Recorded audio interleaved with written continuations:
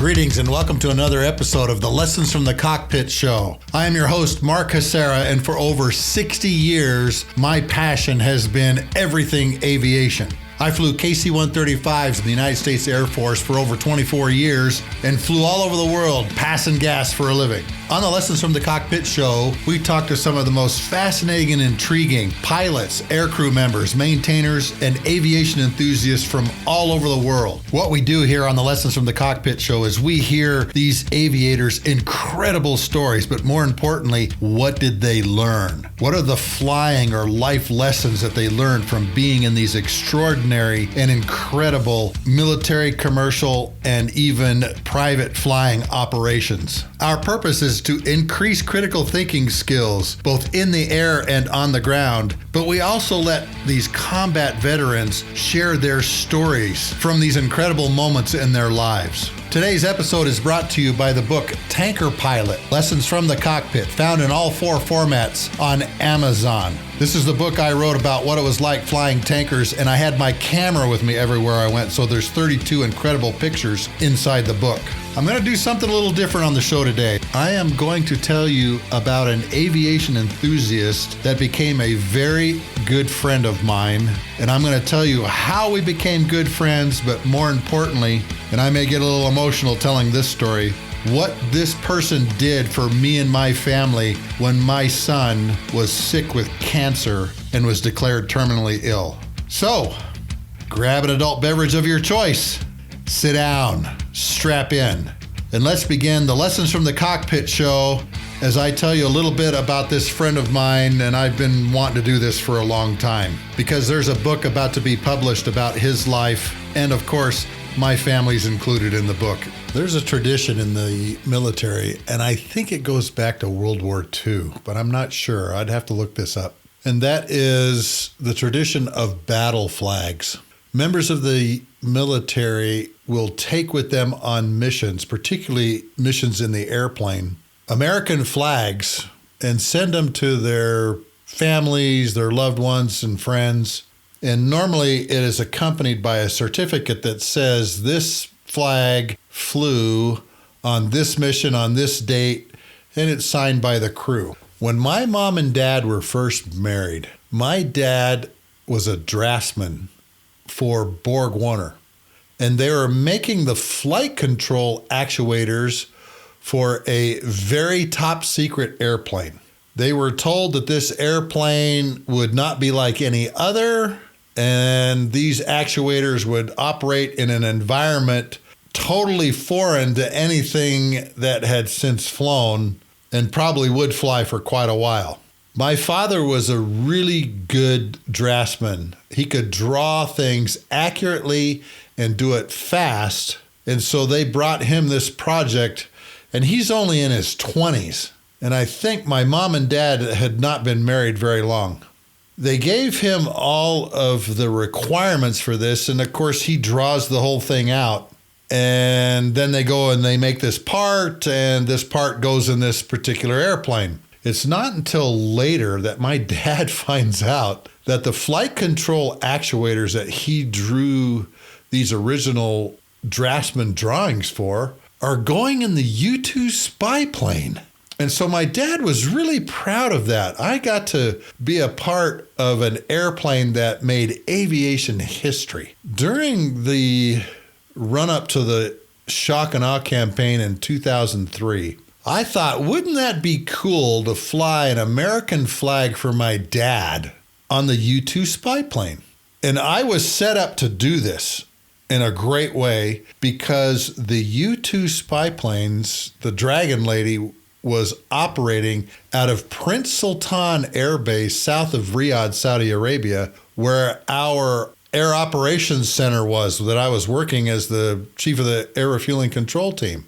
What was even better was their liaison officer that helped do all of their planning and schmooze the U-2 missions and their schedule was a guy by the name of Randy, who at one time was a navigator in the KC-135 and was assigned to the 909th Air Refueling Squadron while I was stationed in Okinawa, Japan. So I knew Randy very well. As a matter of fact, we'd flown together. Well, as incredible as this may sound, the BX, the base exchange for the Americans at Prince Sultan Air Base, had really nice embroidered big American flags that you could purchase. So I went there one day, bought one of these flags, folded it all up, put it in a Ziploc bag, and took it to Randy at the CAOC, the Combined Air and Space Operations Center, where he and I were both working.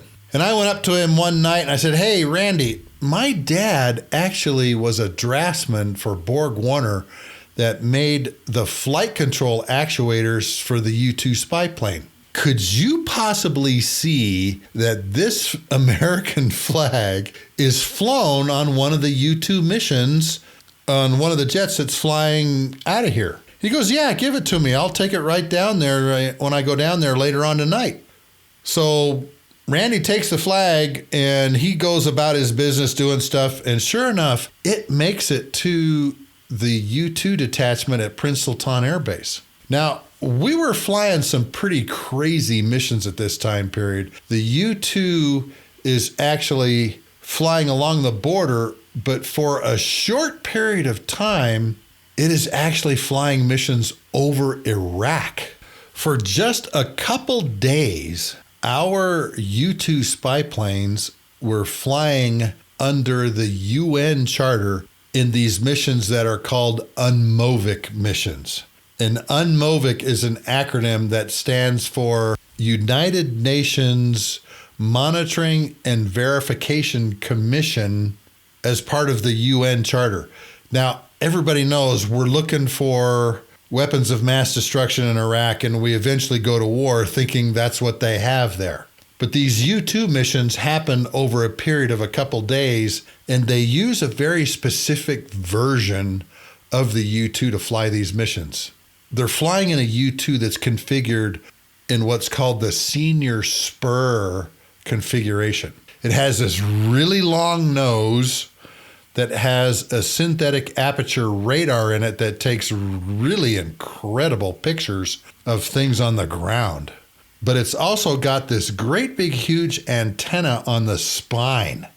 This great big huge antenna is a satellite antenna so that they can send the information across continents, like to Washington, D.C., back to Beale, as well as to the monitoring station for the U-2 that was in Kuwait and at Prince Sultan. Normally, the U-2 is tethered by an UHF range to a thing they call the mobster. But when you have the senior spur airplane with this great big huge antenna on it, and I'll put a picture of it in the show notes, it's unlimited. They have unlimited connectivity with anybody. And Randy gave the flag that I was going to give to my father to one of these senior spur pilots. Well, a couple days later, Randy comes back with the flag and an 8x10 certificate. And all the certificate is a really cool picture of the airplane, some words, this flew on the U-2 spy plane above 70,000 feet, gives the date that it was flown, and the pilot who flew it signs the bottom of the thing verifying that, in fact, the flag had flown. I got to send that home to my dad, and he didn't know this was coming. And that was one of the great gifts that I was able to give my dad, an American flag flown on a U-2 mission over Iraq, monitoring things that are going on around the Baghdad area. Now, these missions were pretty crazy. They flew across Iraq and were basically trying to take pictures because Saddam said, fly your airplanes and take a look at my country and you'll see that nothing's going on. Well, it's a U-2 spy plane. It's got cameras, it's got synthetic aperture radar, it's got this monster antenna that they can send all the data back. And one mission, I think it was a MiG-25 Foxbat with one of their really high-time pilots in it. We nicknamed him Rocket One, if I remember, that came up along the U-2 and is like saying over the radio, "You follow me." And the U-2 says, "Hey, I'm on a UN mission. I don't have to go anywhere." "No, you follow me. You follow me." And the U-2 pilot had had enough, and he goes, "I'm going to go to a place you cannot go," and basically put the airplane on its tail and went higher than the MiG-25 could go. Well, of course, that really made Saddam Hussein mad, and he called the UNMOVIC missions off. The Americans were no longer allowed to fly these UNMOVIC missions in and around Baghdad. But man, we got some great intelligence from these missions over Iraq and around the Baghdad area that really, really helped us with the planning of the shock and awe campaign. Now, flying these flags for your family and loved ones is not a big deal. My dad didn't know that I was doing it for him, and it was a big surprise to him. But in many of the squadrons during this time period, people were sending American flags to the different squadrons, and most of the air crews were going by this box that had these American flags in them. Normally, they were all wrapped in plastic. They had the name of the person on it and the address to send it back to, and we'd grab a bunch of these. I remember seeing an F-16 that was getting ready to take off on a mission that had like 12 of these behind the seat in and around where the air conditioning duct came into the cockpit. And some guys had just put them in their flight suits or in their G suits or whatever.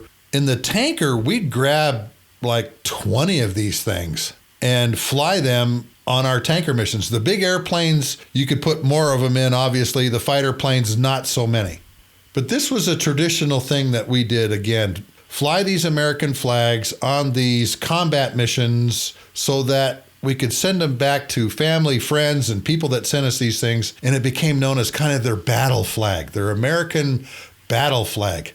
We would get pictures or comments back from people that would receive these flags and say, "Thank you for doing this for us. We really think this is cool." They'd show us pictures of the flag in their house or folded up on their desk or in a bookcase somewhere. And it was just fun to do this for people and send these things off and get these letters and emails of appreciation back from them. One of the other things that we would do also was the Southwest Asia Air Campaign at that time actually had a coin, and we'd actually slip one of those coins inside the bag when the flag flew on the mission. So my dad got their certificate saying it flew above 70,000 feet on the Dragon Lady, and it had the Southwest Asia coin inside of it too. I have since received a flag from one of my dearest friends who's a special operator, still in the military. We'll just call him Chaos 6 for right now. And while he was deployed to Iraq, he took this flag that I've got here behind me in my bookshelf with him in his rucksack everywhere he went, and then presented that to me when he got home. I really enjoy having this flag because, believe it or not, I didn't fly one for myself. And my good friend Chaos, for many months while he was deployed on every mission that he went on, to include missions in Baghdad, he had this American flag folded up in his rucksack. And I remember taking it out once, and there was a lot of sand and dust in it, but I hold very dear this American flag that my good friend in the special operations community has given to me. And like I said, I've got it right here behind me in my bookshelf, folded up as a triangle, just like you're taught in the Boy Scouts how to fold this thing. This became a big symbol for our families and friends. It wasn't too long after I sent the flag home to my dad that I thought, you know what? There's someone I need to fly a flag for. He has no idea who I am, but I bet you he'd appreciate this. So I went back to the Prince Sultan Air Base Exchange and bought one of these beautiful embroidered 5-foot by 7-foot flags, folded it all up the way it was supposed to be, and found a big enough plastic bag that it would fit in. And I thought, I'm going to fly this flag. So the first flight it went on was in an F-15. Now, the 67th Fighter Squadron, the world famous Fighting Cocks, were in town. They were one of the F-15 squadrons that was flying defensive counter-air missions in the southern no-fly zone. And I took it to their, at that time, deputy commander of operations, and his call sign was Tiny. Tiny, he was not. He's a big guy, big F-15 pilot. And I said, Tiny, I'm going to fly this flag for this person. Would you mind taking it up on its very first combat mission? He says, yeah, sure, Sluggo, I'd be happy to. And he takes it and he turns it over and he sees who I'm flying it for. And he goes, really, Sluggo? Really? And I go, yeah, Tiny, really, I'm doing this. Well, if I do this, he goes on to say, I want confirmation that he gets this thing, okay? And I said, sure, if you can give me your email address, I'll make sure that you know he gets this thing. He goes, well, all right. He says, I'm flying tomorrow night. I'll make sure that this thing goes up. You know, what do you want me to do with it when I'm done? I said, just bring it back here to the KAOC or give it to Fresno, the liaison officer who was doing all their planning, and have her give it back to me. And he goes, okay, fine. So the next night, Fresno comes up to me and goes, hey, Tiny flew your flag today and this evening, and here it is. You know, is this really going to who it says it is? And I go, yep, it is. So now I'm thinking to myself, sitting at my desk, okay, I've got this flag now. What other mission am I going to send it on? And I happen to look up and I see this lieutenant colonel that worked in the KAOC in the Master Air Attack Plan cell, the MAP cell as we call it. And this is where all the planning is done for all the missions that are going on. And we usually work 72 hours out. We begin planning on Tuesday for like missions that are flying on Friday. And I walk up to this lieutenant colonel and his call sign is Clam. I said, hey, Clam, are you flying in the next couple days? He goes, yeah, as a matter of fact, I think I'm scheduled to fly tomorrow afternoon. And I said, well, Clam, I'm flying this American flag. I'm going to do it on several airplanes. Would you mind taking this thing up with you on a mission and then just bring it back to the KAOC when you're done? He says, yeah, sure. Who are you flying it for? And he's saying that as he's turning it over and he sees the piece of paper I put in it. He goes, Sluggo, really? You're flying it for this guy? And I go, yeah, I am. He's somebody that I've admired for a long time, and I think he deserves one of these. He says, well, yeah, I do too. He says, well, wait a minute. You know, if I'm going to fly this thing for him, I've got to kill something. And we both just kind of start laughing. I go, Clam, I just want you to fly the flag. Whatever you do on the mission and whatever happens on the mission, I just want you to fly the flag, okay? He goes, okay, sure. But if I'm going to fly this flag for this person, I've got to kill something. I've got to kill something. And he went on about this. And I said, well, what kind of mission are you flying? He's going to go up and fly a suppression of enemy air defense mission with harms, 2 harms on the airplane. Sure enough, like a day and a half later, Clam is back up there. He goes, oh, Sluggo, hey, how you doing? I've got your flag. And I go, okay. And I said, so did you fly it? He goes, yeah, here's your certificate. You know, are you collecting these things? You know, I said, yeah. I said, Tiny flew it on an F-15 the other night. And I said, so Clam, like, what did you do?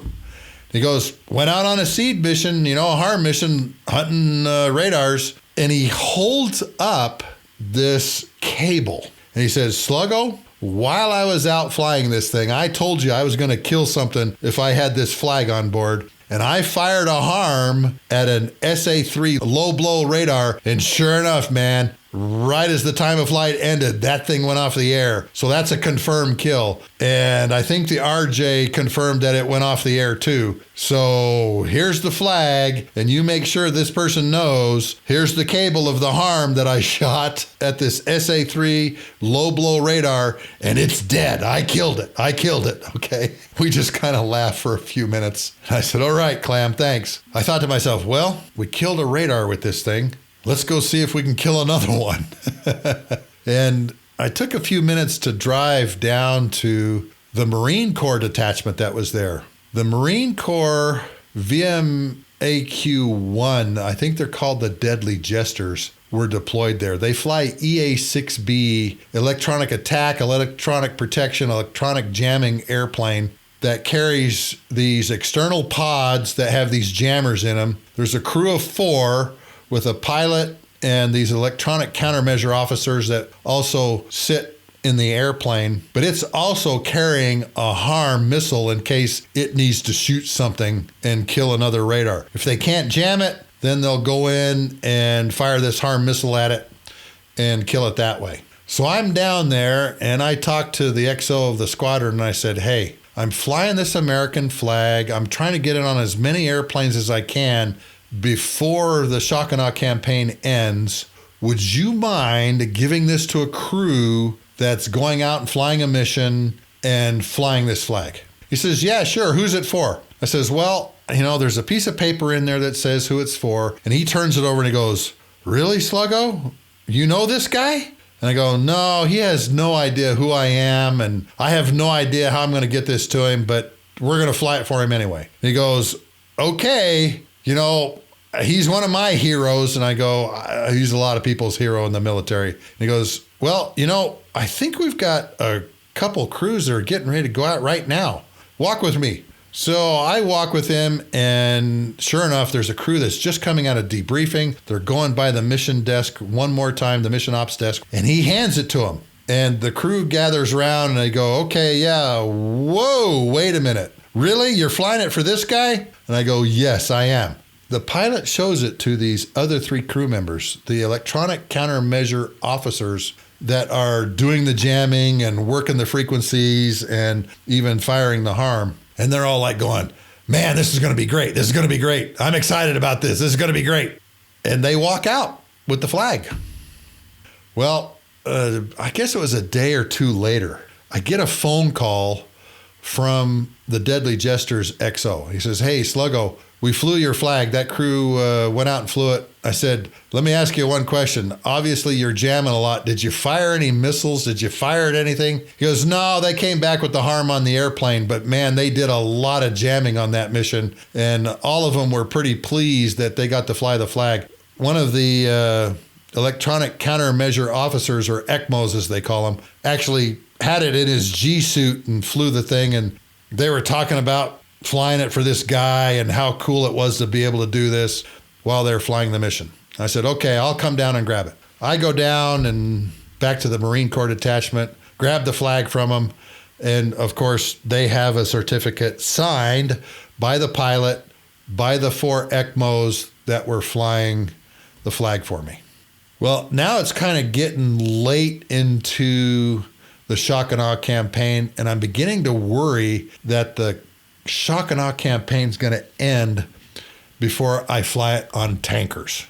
Fortunately for me, my assigned squadron back at Fairchild was flying out of Prince Sultan. The squadron commander was Freddie, my squadron commander back home. May he rest in peace. Unfortunately, years later, we lost Freddie. But at this time period, he was the squadron commander, and I took it down to the 97th Astra's building. I said, hey, Freddie, I would really appreciate it if you could get this flag up. I'm flying it for somebody I don't know. He has no idea who I am, but I'm going to get it to him somehow. And of course, he does the same thing. He looks at the name and he goes, oh man, this is going to be great. The crew's going to love this. This is one of my heroes too. And I go, okay, fine. Can you just make sure it gets on an airplane for me? And he goes, yeah, sure. He says, what do you want me to do with it when it's done flying? I said, hey, just give me a call. You've got my number. Give me a call. I'll drive down and I'll pick it up. And I'm going to give it to the KC-10 crew so that they can fly it too. He goes, okay, sure. So within 24 hours, this American flag goes up on its 4th flight on a combat mission, refueling a big strike package that was going into Iraq. And I get a call from Freddie. He goes, hey, Sluggo, flag has been flown. Come down and grab it. I said, is it signed? Yeah, it's signed by everybody. And they had a really cool certificate.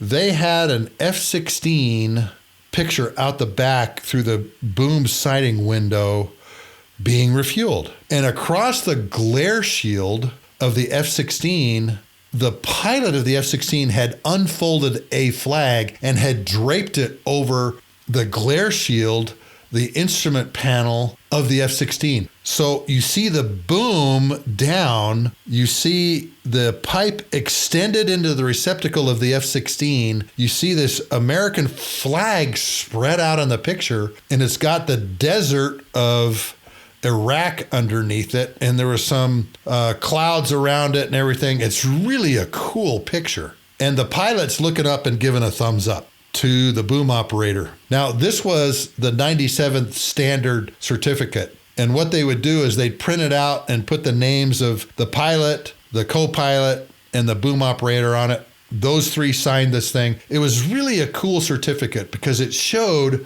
what the KC-135 does. Passing a lot of gas in the air. And if I remember right, the F-16 was also on a SEAD mission carrying 2 high-speed anti-radiation missiles. But they took it with kind of a wide-angle lens so you could see the clouds and the desert underneath it and the flag spread out across the glare shield. It's just really a cool picture. One of the best certificates that air crews use. Now, I get the flag back and I go to the reserve deputy commander of operations and I tell him, hey, you're the last airplane I think we're going to get this on because the air campaign is probably going to wind down within the week. The Iraqis are capitulating like crazy. The Republican Guard has disappeared. Most of the brigades and the divisions are gone or destroyed or have left to go home. But can you get this thing up on a tanker mission? So they says, yeah, sure. I'll get this thing up. Is it for your dad or your mom or member of your family? And I go, no, it's not. It's just for somebody that I kind of admire and somebody that really thinks a lot of the troops. And of course, he turns the bag over too and he goes, wow, well, this will be something. And I go, yeah, can you get that thing up? And he goes, yeah, sure. It goes up on a KC-10 mission. And it's refueling a lot of the fighters that are going into Baghdad and dropping bombs on the Republican Guard and doing all kinds of things. Anybody that hears a call sign that starts with a T knows that it is some kind of tanker. Like during Desert Storm, the KC-135A models at Jeddah were called Tuna. And this KC-10 call sign was Taint. T-A-I-N-T, Taint 45. We had Tuna, we had Turbo, we had all kinds of T call signs. And a lot of people gave me grief over this. Like, hey, that's not being very operational secure. And I said, yeah, but I would rather have effectiveness over efficiency any day of the week. Everybody that knows when they hear a T call sign, it's a tanker. And I want to keep it that way. And we did through the entire shock and awe campaign. So the crew of Taint 45, the pilot, co-pilot, flight engineer, and the boom operator take this thing up. And sure enough, within a couple days, shock and aw's over. And I've got this flag flown on 5 different airplanes and all 5 of the certificates. And the very next day after shock and awe closes, I get word, Sluggo, you're going home tomorrow. And I go, wow, we got a lot of missions to run out of here and we got a lot of things still left to do. I'm the chief of the air refueling control team, but they said, Sluggo, you've also got a RIP for a permanent change of station, PCS. You're PCSing in 30 days, Sluggo. You've got to go home. I said, okay, fine. That afternoon, the day before I left, Shortney, who is the chief of the Naval Air Liaison Element, a 06 captain, says, hey, Sluggo, I need to talk to you. And I go, yeah, sure, Shortney, what's up? He says, I want to show you something. And I said, what's that? He goes, I had my guys analyze all the air refueling numbers, and guess what? The numbers that the Studies and Analysis Agency have been giving you and the numbers that they came up with are within a couple 100 pounds of each other. That's a spit in the ocean, Sluggo. Now, we had been getting a lot of grief that the Navy wasn't getting their gas, but we showed that not only was the Navy getting gas, but the Hornet population was getting more gas than the Global Strike mission, the ISR mission, and the airlift missions combined. I had seen at dinner General Mosley, and I told him, hey, boss, I'm leaving tomorrow. It's been a pleasure working with you. And he was sitting with a brigadier general that goes by the call sign Dagwood, and a 2-star general that went by the name of Buck, and a 3-star admiral whose call sign was Nickel. They're all sitting there together eating. And I said, boss, I'm leaving tomorrow. I'm going away. I'm going back home. I'm PCSing to the Joint Forces Staff College in 30 days. And he looks up at me, puts his fork down. He goes, Sluggo, disapproved. Resubmit in 90 days for final disapproval. And Dagwood and Buck and Nickel all start laughing. And he goes, seriously, you're leaving us tomorrow? And I go, yeah. I said, sir, air refueling control team is in good hands. Jerry's going to take great care of all this. He's not leaving for a while. I got to go home and pack up the house and get going. He says, make sure you see me before you leave. And I said, yeah, sure I will. Well, during this conversation with Shortney, who later becomes 4-star Admiral Shortney Bill Gortney, General Mosley walks by. He says, hey, Sluggo, you got a few minutes? And I go, yeah, sure. He says, will you follow me into my office? And I said, sure. You're not going to beat on me or nothing, are you? He goes, no, come on in. He takes out of his desk, he takes 2 coins and he gives them to me. And I still have these behind my desk here. He said, the air refueling control team has performed magnificently, Sluggo. Our greatest commodity was gas, and you guys faced numerous gas issues, and you handled them with the utmost professionalism. I knew I could count on your team to get gas anywhere I needed it to go and to get the tankers moved around. That's really a great reflection on your team, and I just thought you needed these 2 coins. I said, thank you, sir. And he handed them to me, and he says, if you ever need anything, let me know. And I said, okay,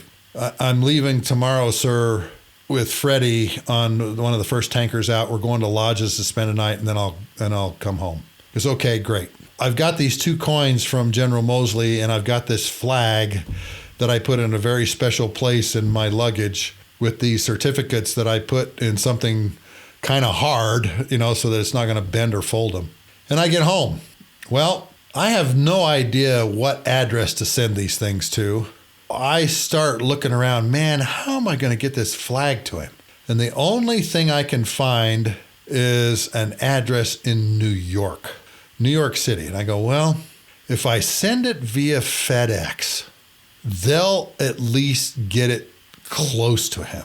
So I wrote on a legal pad, a piece of yellow legal pad paper, thank you for your support of the troops. I hope that you'll take this flag in gratitude for all the things you've done for us, and to all of you and all of your team and everything, thanks. And I signed it and sent it off. And folks, when I sent this thing off, I had no idea if it was going to make it to him. I didn't do it for any reason other than to send this person an American flag that had been flown in combat missions, clam bearding, firing a harm, killing an SA-3 low-blow radar, target tracking radar with it. And I wasn't asking for anything back. It was just to send the flag. And off it went via FedEx. And I thought, well, we'll see what happens. And it went off to New York to this address that I had found. It was probably about a week later. A lot of my buddies are saying, dude, did you hear what happened? And I go, no, what? He goes, that guy you flew the flag for has it. And I said, well, how did you know? He goes, what do you mean, how did I know? The whole base is talking about it. Everybody knew who you were flying that flag for. And I said, well, I've been busy today. I'm out processing and getting a bunch of stuff done. When you get home tonight, you'll know this person has the flag. I said, okay, fine, whatever. So I walk in the house about 4:30, 5 o'clock in the afternoon, and I told my wife, Valerie, hey, guys were telling me the flag made it to where it was supposed to go, and she's got dinner ready, and we're getting all the kids ready, sit down for dinner. Now, Travis is only 2 years old. Travis was born a month before 9/11. My oldest is a teenager. I've got 5 kids. They're all kind of spread out in ages. And those of you that have teenage and young kids know what it's like trying to get everybody around the dinner table. It can be chaos, putting Travie in his chair and getting the food all out and everything. But on the computer, I'm listening to my friend. And he's going on and on and on about this battle flag that he got via FedEx. And I'm thinking, oh, cool. It happened. I got to him. And as we're getting all the kids situated and getting everybody fed and everything like that, all of you with young kids know what kind of chaos is going on around the dinner table. And my son, Ryan, reaches back and grabs the phone off the wall and puts it to his ear. And he goes, hello, Haseras. and he just jerks straight up. And his eyes get big around.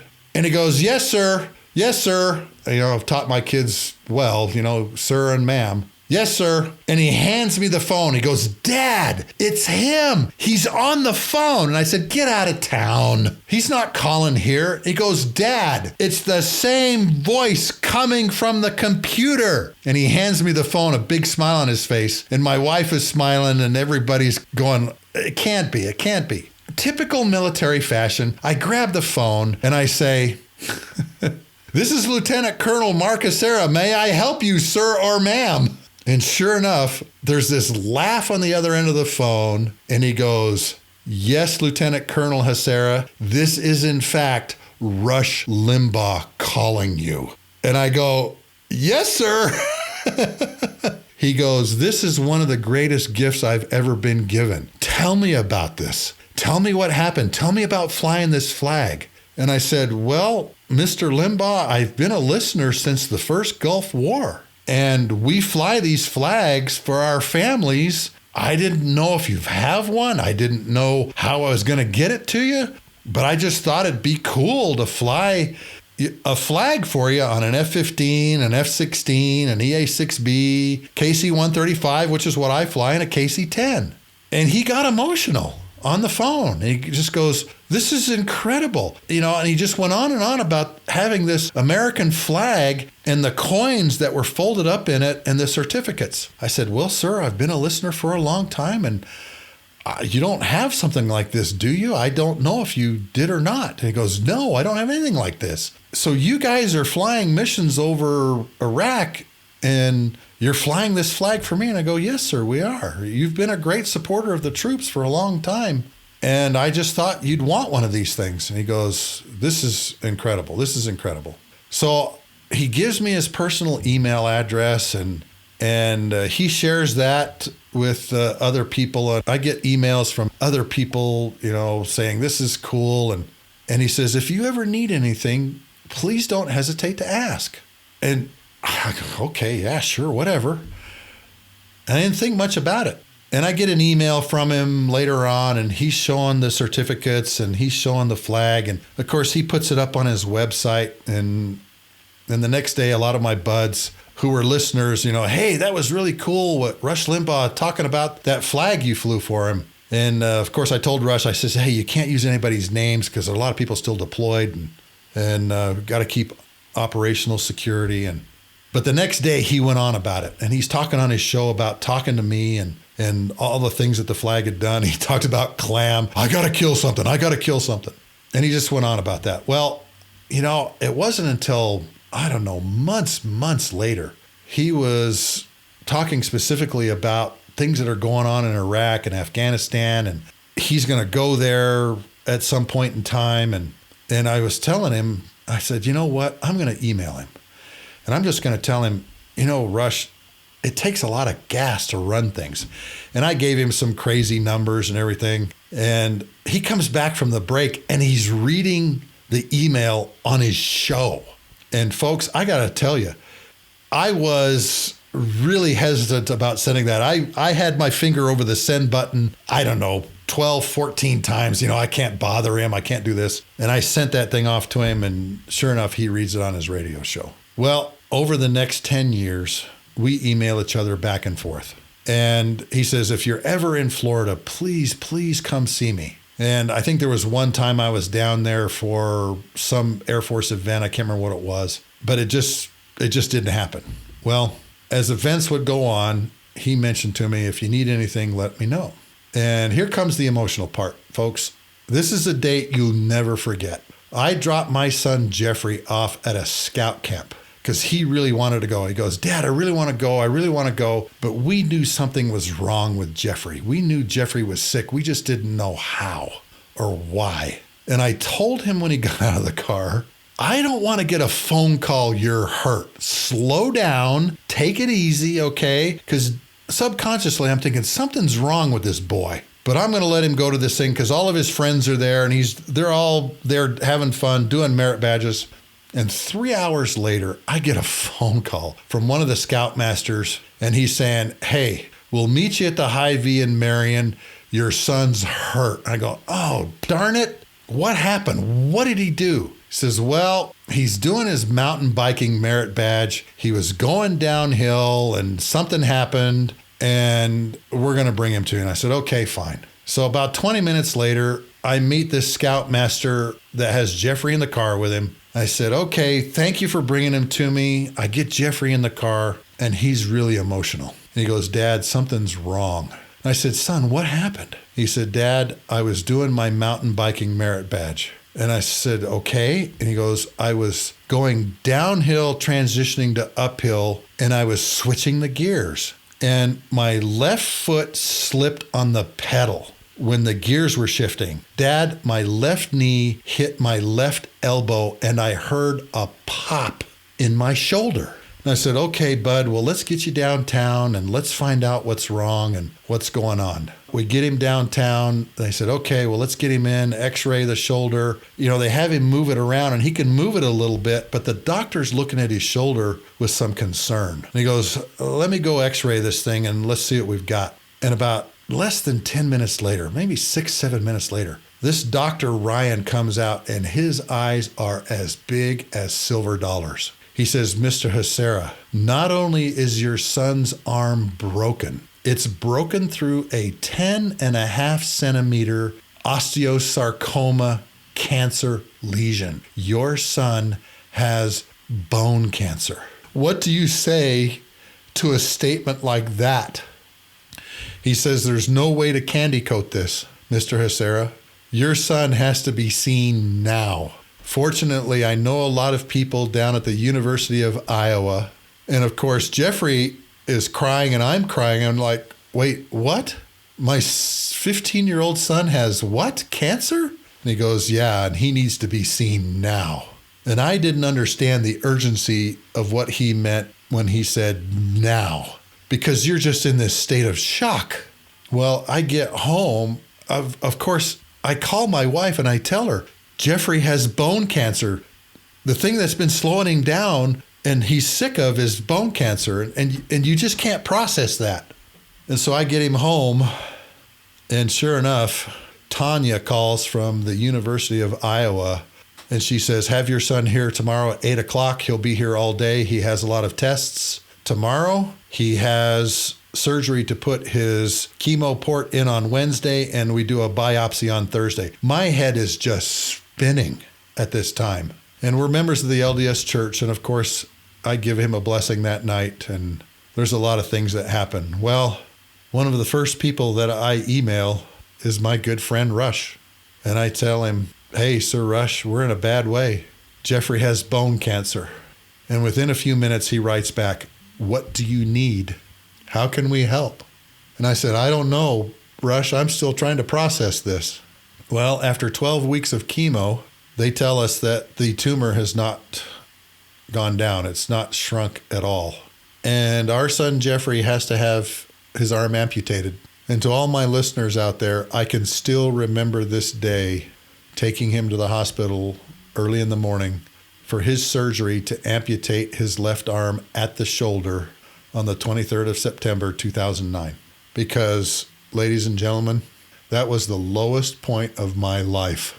Absolutely the lowest point in my life. I can go back and look through my 65 years, and if anybody were to ask me, I know the exact day and time that was the lowest point in my life, between 8 o'clock and about 11:30 when they were amputating my son's arm. Because as a husband and wife, you're thinking, what's his life going to be with one arm?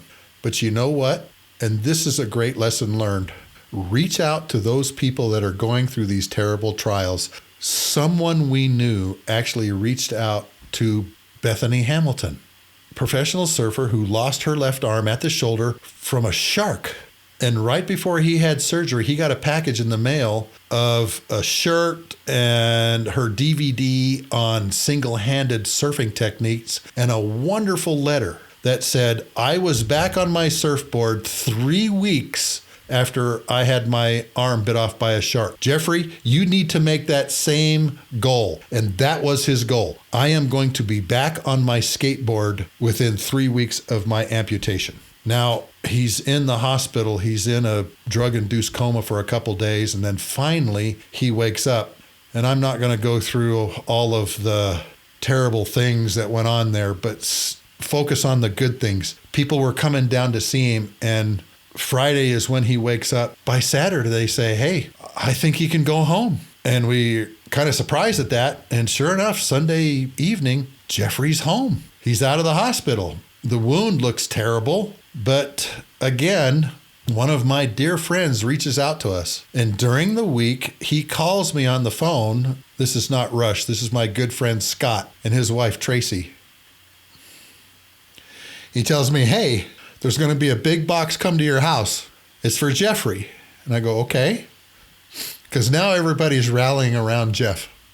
And sure enough, it's Wednesday, 1 week after Jeffrey has his amputation, that I get home and there's this long box in our entryway.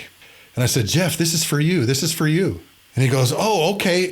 And he goes and he gets a knife, and with his one right hand, he opens the box up and he sees all these packing peanuts. He starts parting them and he looks down and he goes, Dad, it's a skateboard, because he can see the lip of it.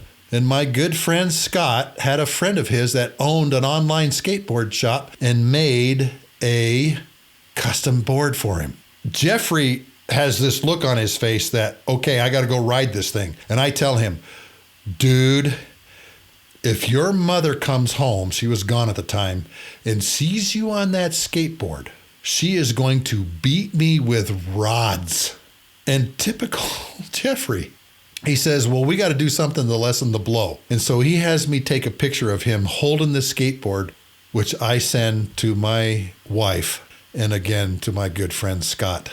And Jeffrey goes down to the end of the driveway, and he's going back and forth on his board, and he's trying to find his balance, and he's shifting his feet around. And my wife drives up in our van, and she sees Jeffrey and Jeffrey sees that she's not going to have a conniption.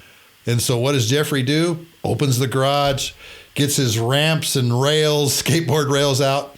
And 7 days after Jeffrey has his arm amputated, he's back on his skateboard, trying out new tricks, trying to figure out his balance. Now, I know some of you are thinking out there, how could you possibly let this young man on a skateboard with stitches and staples from an arm amputation a week later?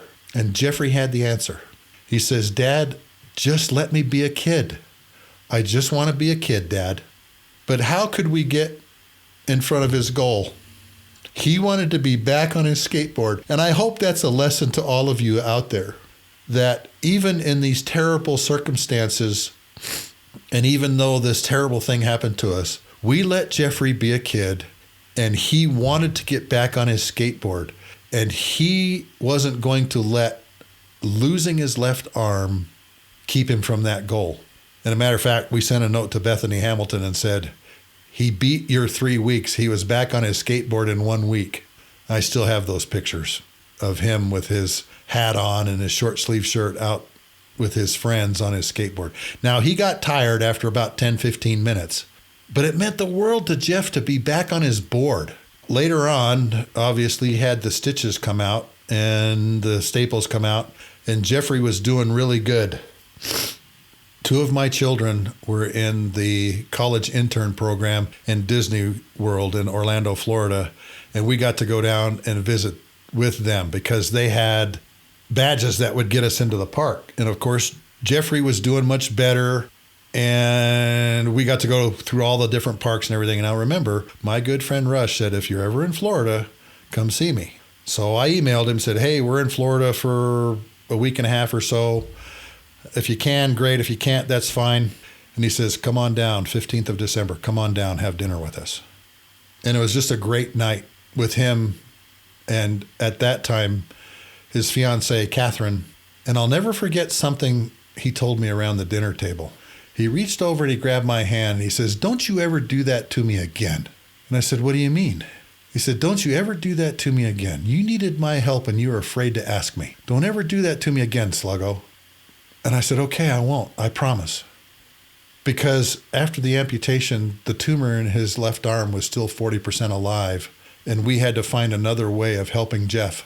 I emailed him, swallowed my pride, and pushed send, asking for help, because Jeffrey's cancer was so aggressive that they had to possibly do some things that were, I don't even want to think about them. And my good friend Rush sent his Gulfstream jet to Iowa to pick up Jeffrey, my wife, my oldest son, Ryan, and take them down there so he could get seen at the Brzezinski Clinic to see if they could get Jeffrey well. Well, Jeffrey's doing real good for about 6 months, and then we notice a lump growing in Jeffrey's shoulder. And we get him back in, and at his 6-month checkup, his cancer had metastasized. And metastatic osteosarcoma is something you don't come back from.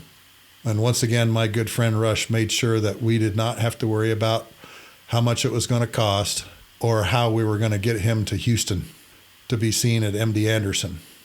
Unfortunately for us, the medical world could not do anything for my son.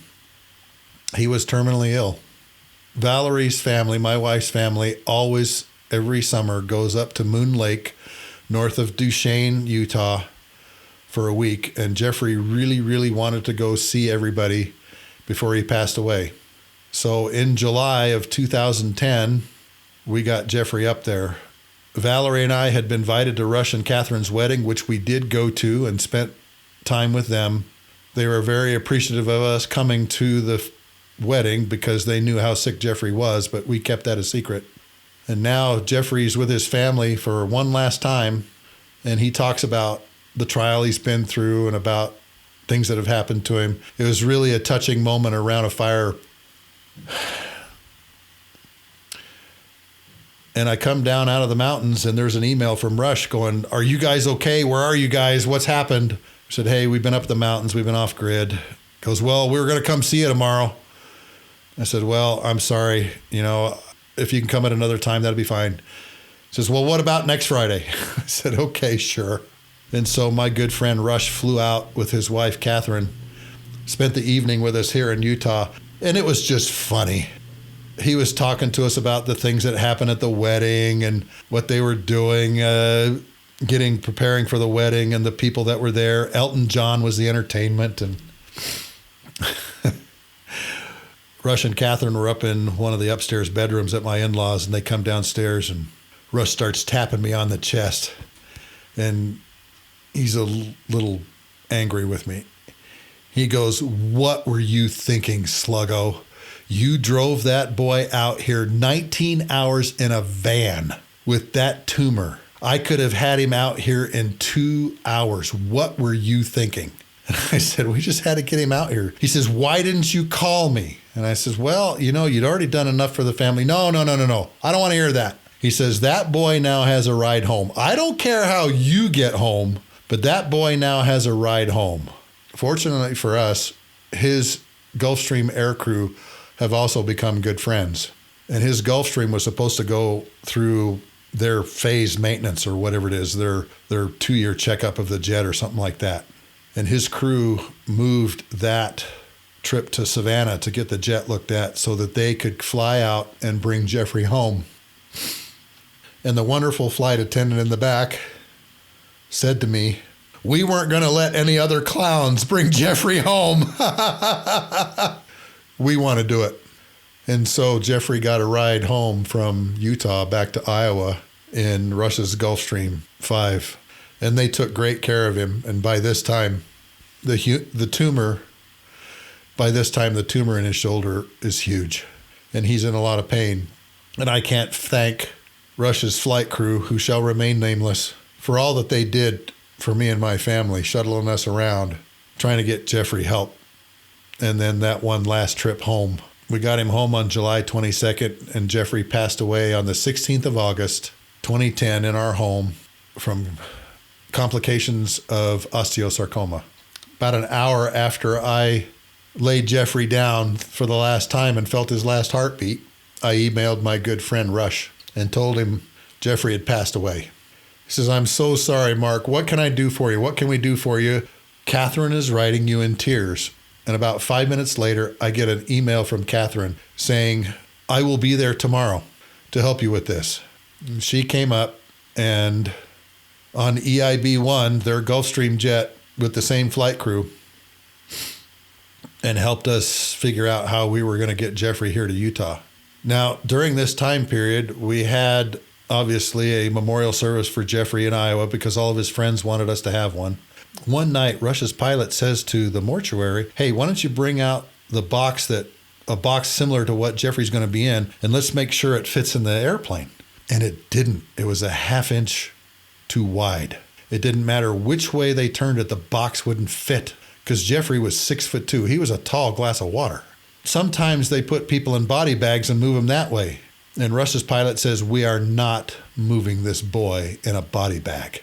He called Catherine called Rush, and Rush chartered another Gulfstream jet with a cargo door to take Jeffrey's body from Iowa to Provo, Utah for his burial. Now, Friday, Rush's jet took Catherine and my family down to San Antonio to pick up my sister-in-law and her young kids. And another Gulfstream jet that was painted gunship gray and black was sitting nose to nose with Rush's Gulfstream. And that was the jet that was going to take Jeffrey's body. They had worked out a plan where my wife would never see the movement of Jeffrey's remains in that box. Once Rush left in EIB-1, they brought Jeffrey's body out and strapped it down inside this jet. And I mentioned this jet was painted gunship gray and black. And I talked to the pilots and I said, this thing screams special operations.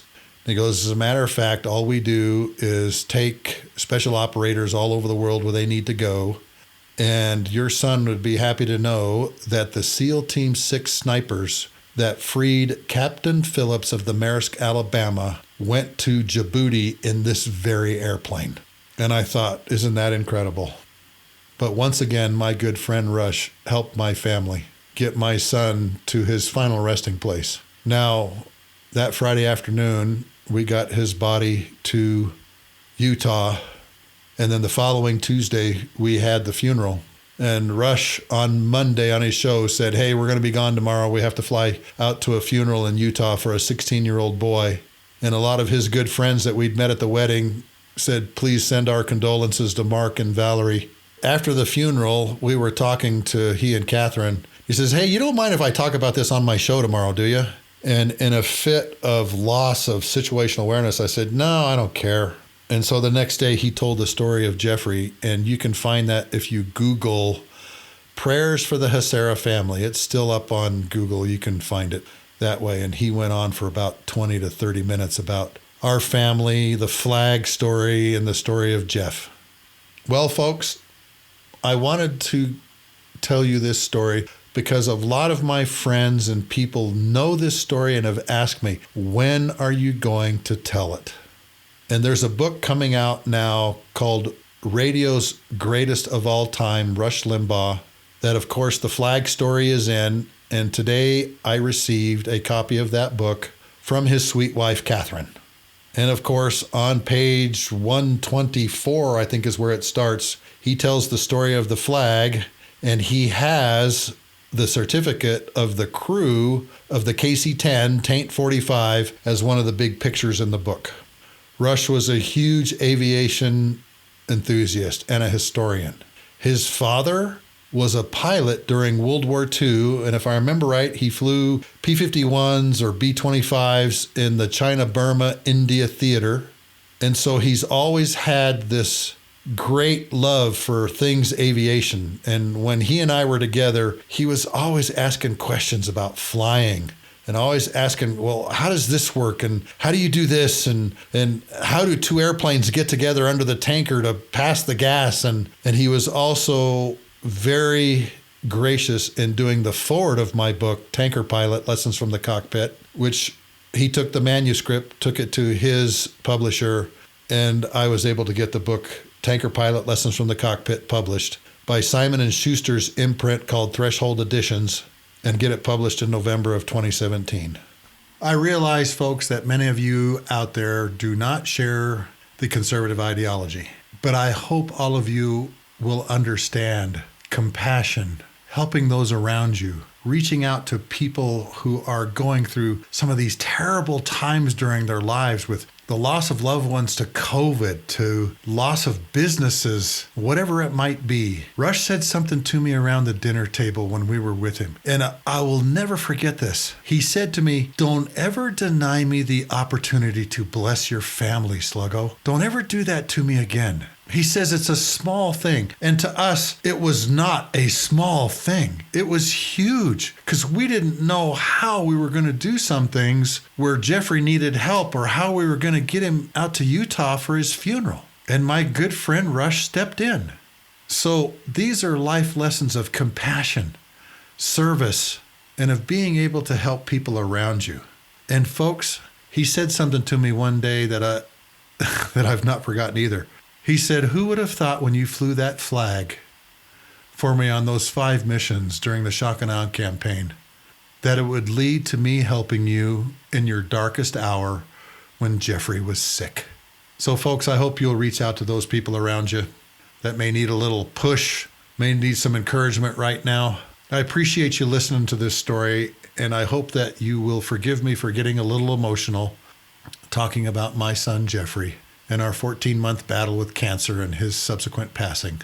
And it all started with flying an American flag on 5 airplanes during the Shock and Awe campaign. This is our 42nd episode, folks, and I appreciate you listening to Lessons from the Cockpit. I'm your host, Mark Acera. This episode was sponsored by the book Tanker Pilot, Lessons from the Cockpit, which can be found in all 4 formats on Amazon: hardback, softback, Audible, and Kindle. The softback version has only black and white pictures. The Audible and the Kindle version actually has an extra file with the 32 pictures in that file. Thanks for listening to this episode. You can find this and previous episodes on my website, markacera.com, under the podcast pull-down box. On next week's episode, we're going to talk to a B-52 Navigator, and he's going to tell you some of the crazy new missions that this 60-year-old airplane is flying. Hunting drug ships is one of them. It is an amazing interview, folks, because this Navigator flew some of the opening missions of Operation Enduring Freedom, Iraqi Freedom, and was part of putting these missions together that are doing some really amazing things with this old B-52. The old gal is still flying and doing some incredible things. Thanks for joining us for this episode. Again, apologize for getting a little emotional talking about my good friend Rush and my son Jeffrey, who have both passed away. But I wanted to get this story out because a lot of people have asked me, when are you going to tell this story? And with this book coming out, it was the right time. It was the right time. Look forward to talking to you all next week on the Lessons from the Cockpit show. I'm your host, Mark Acera. Thanks for listening in.